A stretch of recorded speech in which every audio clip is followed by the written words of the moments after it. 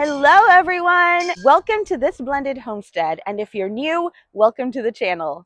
In today's video, we are going to be prepping our garden for spring planting. It's a beautiful day here in Texas, so come along with me and let's get some things done.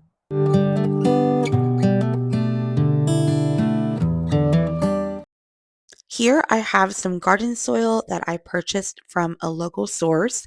His garden soil is so superior.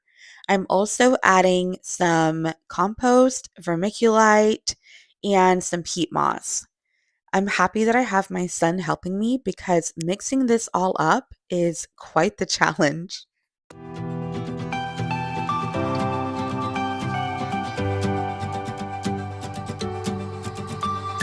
I wanna kiss you before the sun goes down. I wanna kiss you before the sun goes down. I wanna kiss you before the sun goes down. I wanna kiss you before the sun goes down. Before the sun goes down.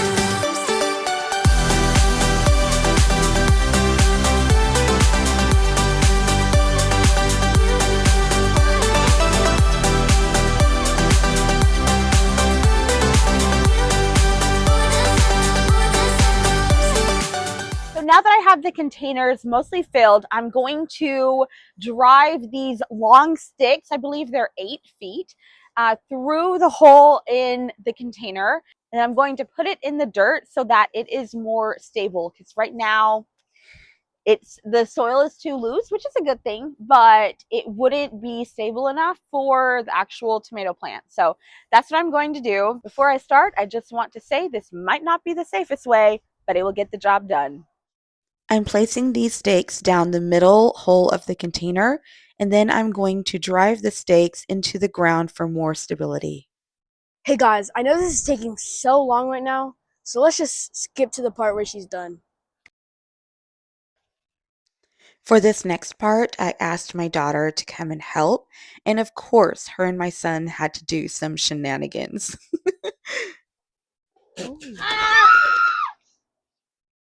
Brace yourself for the most unsafe part of the whole project. No one was harmed in the making of this tomato row.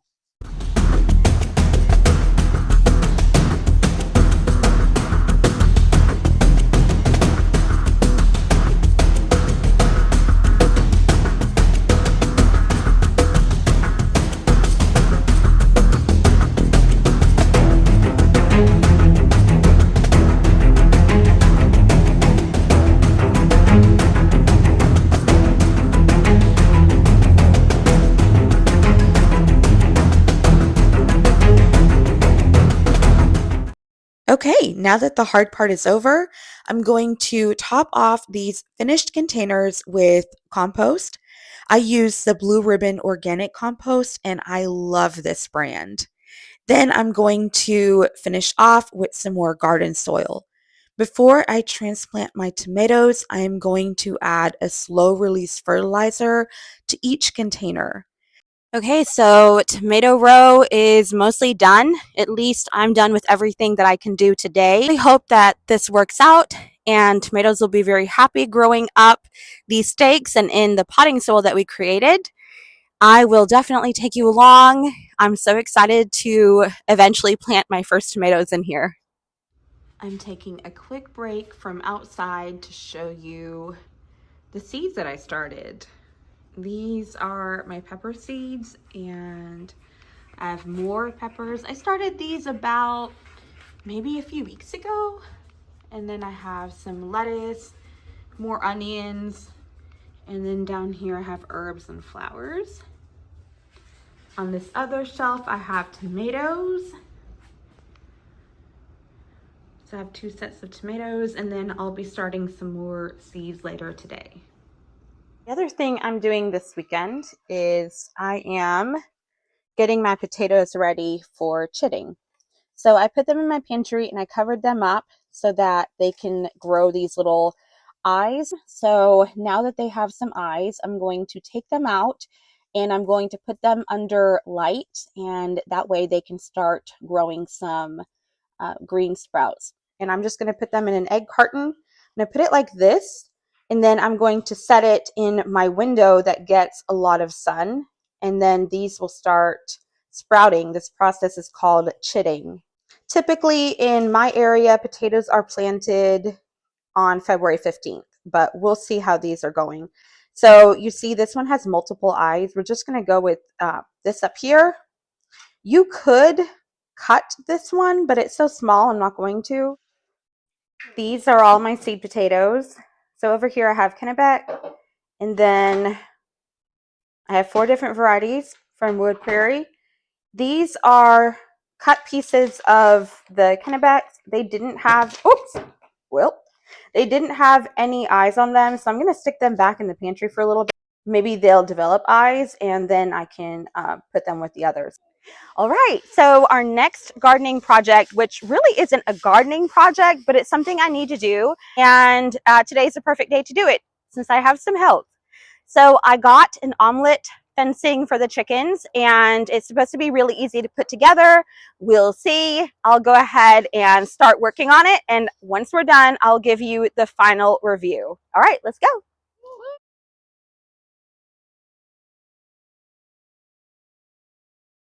I just want to say that I greatly underestimated the complexity of this project. I thought it was going to be a rather simple thing to put together, especially since I had help, but that was not the case. Also, we were losing daylight hours and we just didn't get done on this day. The instructions were not the easiest to follow, so we had to spend some time looking up some supplemental instructions. We also had to redo things several times. So we didn't get done, but I will continue working on it and I will make sure that I update you once everything is done. Despite not accomplishing everything I wanted to on this day, I really enjoyed spending time with my family. Every time we get together, it's so wonderful. We have such a great time. They are such amazing children, and I am so blessed to be their mom. I'm also so blessed to have my sweet grandson and my son in law who is always willing to help me with whatever crazy project I have. You guys, I am so tired. I did so much, and you can tell. But I think I might be done for today. My son's basketball tournament is about to start in a couple hours. So I'm going to get ready for that. And if I don't come back today, then I'll be back tomorrow and finish up the rest of what I want to get done for spring prepping the garden this weekend. All right, see you soon. Morning. It's the next day and it's quite a bit cooler than yesterday. Yesterday it was in the 80s and today it is in the 50s. So That's Texas weather for you. Today we're going to finish up the irrigation system, or at least get as much done as we can. And then I also want to direct sow some peas and carrots and a few other things. So let's get to it. The irrigation system that I am installing is modeled after Living Traditions Homestead. Kevin does a really good job explaining how to add irrigation to raised beds in a way that I could actually understand it. Because keep in mind that prior to May of last year, I wasn't a gardener at all. Like, all of this is so foreign to me. And I do have to remind myself of that sometimes because I tend to be a perfectionist. And this project definitely tried my patience. I have 2 half-inch lines that run on either side of my raised beds. Then they connect to another half-inch line that will serve as my main line where the hose will be connected to. I have shut-off valves that I am installing so I can run one side at a time if needed. Now that I have the ends of the tubing done, I'm going to start working on adding the drip emitters into the raised bed. So I'm going to use barbs. I have this handy dandy tool that's going to put a hole in this 1/4 inch tubing, and then I have the actual emitters. These are pressure compensating, which Kevin from Living Traditions recommends. I think in these smaller raised beds, I'm going to use 4. And then in the larger raised beds, I'm probably going to try to use 6 and see how that goes.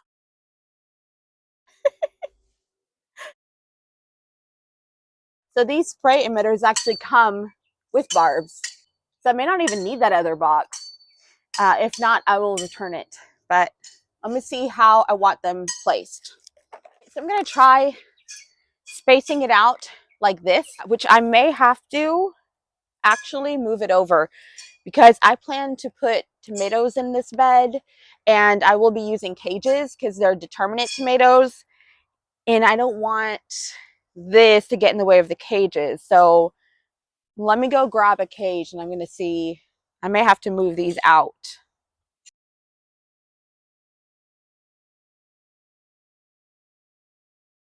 So it's going to be in the cage a little bit, and I don't think that can be helped because if I move it too far over here, then I'm worried that if I plant any like flowers or something along the edge of this bed, it may not get watered adequately. So, but the great thing about it, it can be moved. Now that I have all 8 lines done, I'm going to start connecting these to the 1/2 inch tube that goes along the edges of all the beds. I had so much hope at the beginning of this project, and I quickly found out that nothing was going to be simple.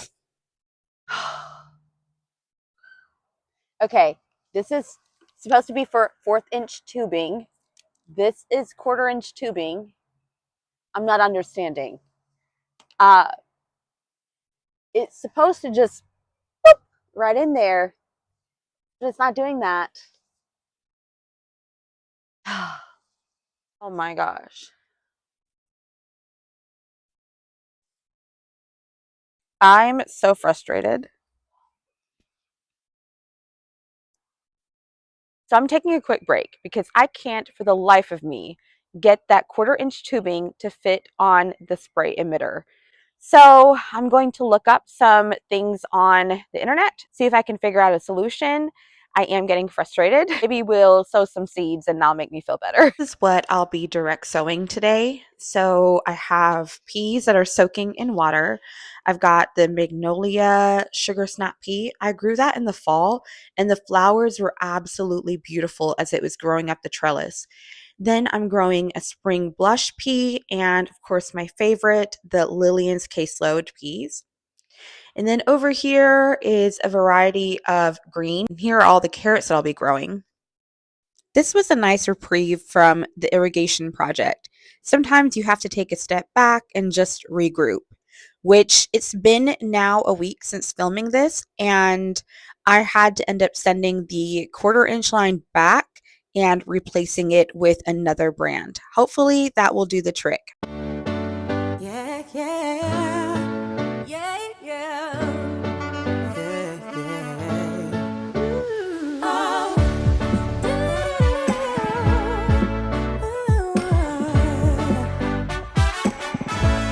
yeah. For my good, for my good, it's all working. For my good, for my good, for my good, it's all working. For my good, yeah. When I think about all my plans, everything I need, always want more money to spend. So now I'm going to direct sow some cilantro in these 1, 2, 3, 4. I love cilantro. I know that it's really difficult to grow. I tried it in the fall and it bolted on me. So let's try again. Do you have any luck with cilantro? And if so, what are your secrets? I'm dying to know. I also started some indoors. So if these don't work out, I do have backup. I'm adding these pretty liberally because I just want high germination. I'm going to water these before I move on to the other things. In the salad green stock, I am direct sowing 2 different types of spinach. I also have more lettuce that's growing inside, and I'll be transplanting that in the next couple of weeks. When I think about all my plans, everything I need, always want more money to spend, 'cause I got these mouths to feed. Then I think about where I've been, and I must believe that if he did it, he'll do it again. God has been too good to me. Every good and perfect thing, let's see what today may bring. For my good, for my good. I'm going to end the video here. We got a lot done this weekend, even though not everything we had planned worked out. That's okay. I feel more ready for spring now. Let me know in the comments when you plan to start planting for spring and what you're doing to prep your garden for all the wonderful planting that we'll all be doing soon. Thank you for watching, and I'll see you next time.